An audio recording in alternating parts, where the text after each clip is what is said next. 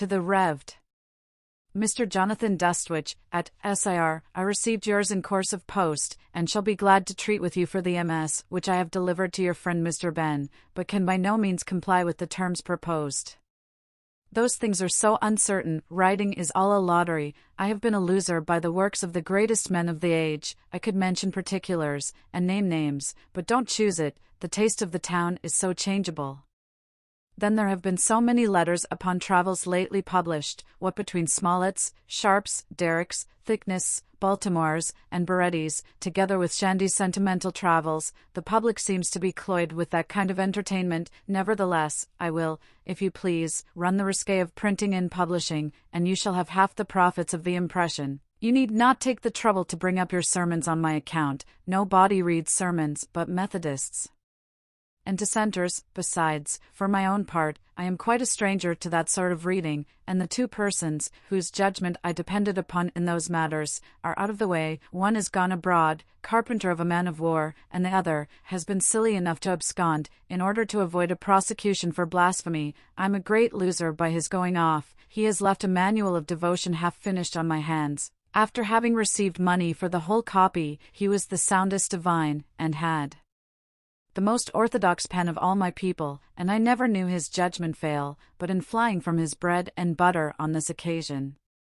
By owning you was not put in bodily fear by Lismahago, you preclude yourself from the benefit of a good plea, over and above the advantage of binding him over.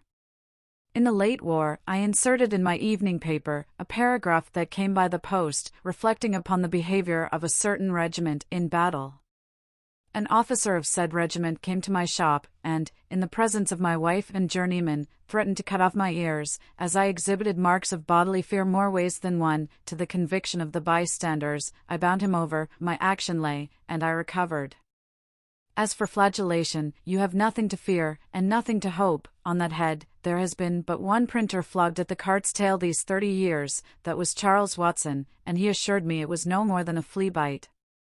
C.S. has been threatened several times by the House of L., but it came to nothing. If an information should be moved for, and granted against you, as the editor of those letters, I hope you will have honesty and wit enough to appear and take your trial.